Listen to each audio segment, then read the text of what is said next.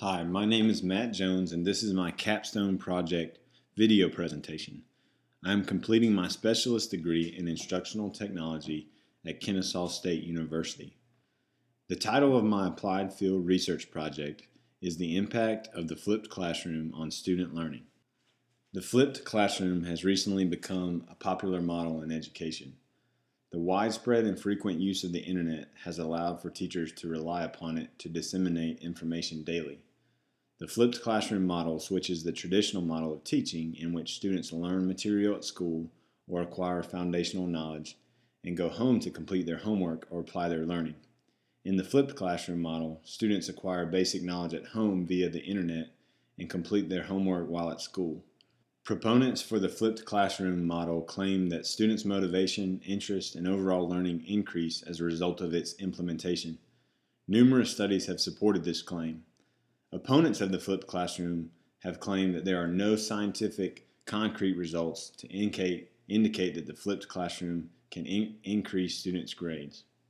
A gap in current research on flipped classrooms is the lack of studies investigating its effects on low-level learners. Among numerous articles, researchers never mention the impact made on special education students or below-average classroom student performance. The research that has been completed is nearly all on-level or above-level classroom research. This study seeks to discover the effect the flipped classroom will have on-level and low-level and special education students. Overview of the literature. With all of the advances in technology, the flipped classroom has become commonplace in schools across America. The idea behind the printing press was to provide a free education to anyone in the world. The idea behind the flipped classroom is similar. Some arguments for the flipped classroom. Research conducted over the past 10 years or more has suggested that the flipped classroom is having a high impact on student learning. Cynthia Brame lists studies taken comparing traditional classrooms and flipped classrooms. The research suggests that the flipped classroom model is increasingly productive when it comes to student results. Kara Marlowe also cites numerous examples to make the point that the flipped classroom increases student retention rates. The majority of students observed increased their grades an average of 3 points. She also discusses that stress levels in students decreased drastically upon implementation of the flipped classroom. Goodwin and Miller also cite numerous teachers who have flipped their classrooms and seen significant success in student learning. They suggest that students' motivation and enthusiasm increased as well. Many students approved of the flipped classroom through different surveys that were given at the end of his year-long study. Students felt that they had less homework and that they were more productive in class.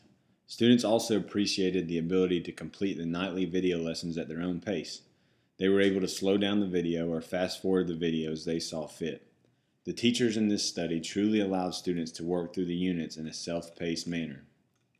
Some arguments against the flipped classroom. While Goodwin and Miller are proponents of the flipped classroom, they conclude that there's no concrete scientific evidence that flipping a classroom leads directly to student learning. Jeremy Strayer agrees. He claims that students were uncomfortable and lost when engaged in the flipped classroom, and that students preferred the traditional classroom because they felt more at ease with the concepts being taught. To synthesize the research on flipped classrooms' effect on learning, we start with the idea that there is no concrete evidence that this model is always effective. There are numerous gaps in the existing research. However, with that noted, we do recognize the numerous studies that have been documented on how effective the flipped model can be. No educational model can be truly 100% effective due to the nature of so many variables in education. The flipped classroom provides educators with an option for increasing student learning in a self-paced fashion. It tends to motivate students and increase their interest level in the subject. Overview of the methodology. This study used a quasi-experimental design. My second period class underwent traditional style teaching for Unit 5 and then flipped style teaching for Unit 6. This class received a pre and a post test for both units. The first unit was taught using traditional methods, and the second unit was taught using flipped methods. This class consists of special ed students, below grade level students, and on grade level students, all mixed together. The hypothesis will be tested by comparing the pre and post tests of both units. Course grades will be analyzed, and the statistical test and analysis will test the null hypothesis at a 0.05 level of significance. The sampling method is random sampling because the students being sampled were randomly placed by the school administration. These students are placed in the classroom because they are below grade level students typically. Any student who has previously failed math in the school may be placed in this class. However, all of the students are considered below or on grade level.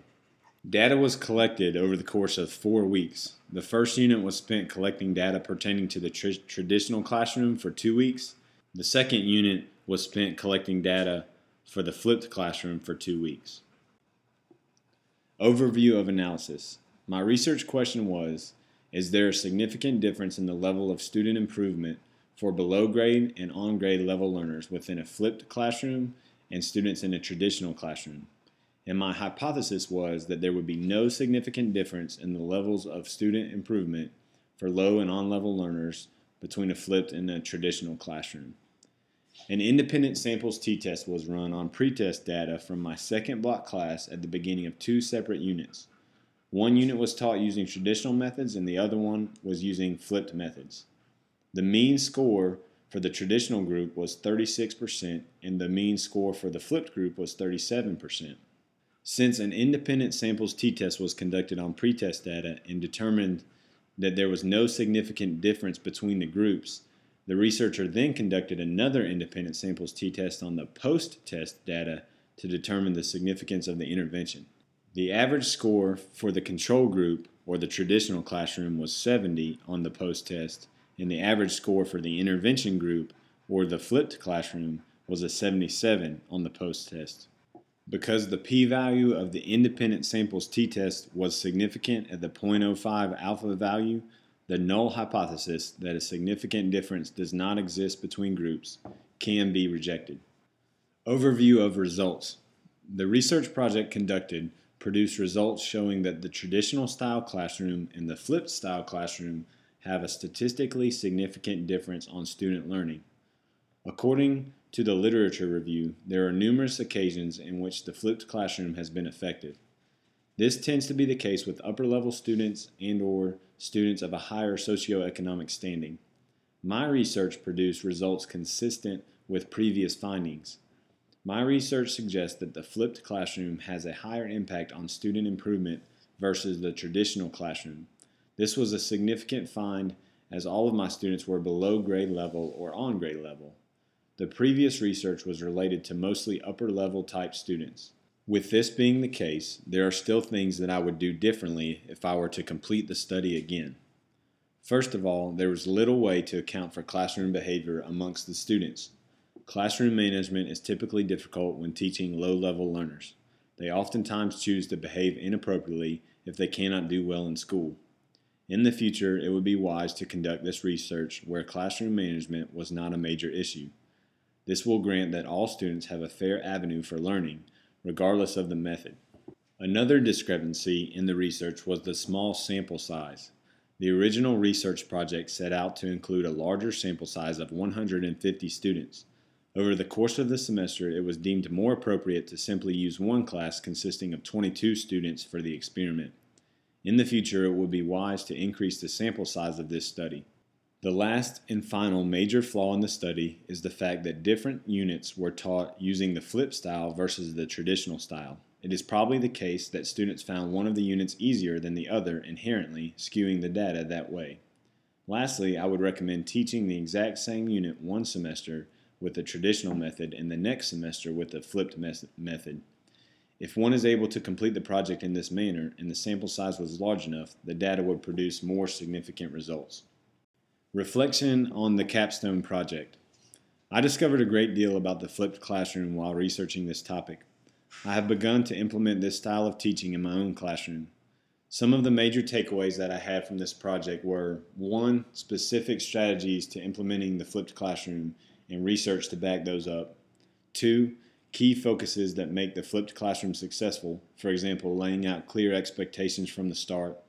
And 3. That all students can be successful and it's not dependent on socioeconomic status. If I were to complete this project again, I would first of all do a much better job. I felt that this project was a good introduction to research projects, but I truly believe I wasn't prepared for the enormity of the project. I feel that there are a lot of ways I could have done better. Now, going forward, I have a much better framework for the rigor that a research project demands. I would refine my focus to being more specific and more measurable from the start. I ran into problems throughout because I was trying to assess too much. I was biting off more than I could chew. At the end of the day, I learned a great deal about how to conduct research projects, and that is probably my biggest takeaway.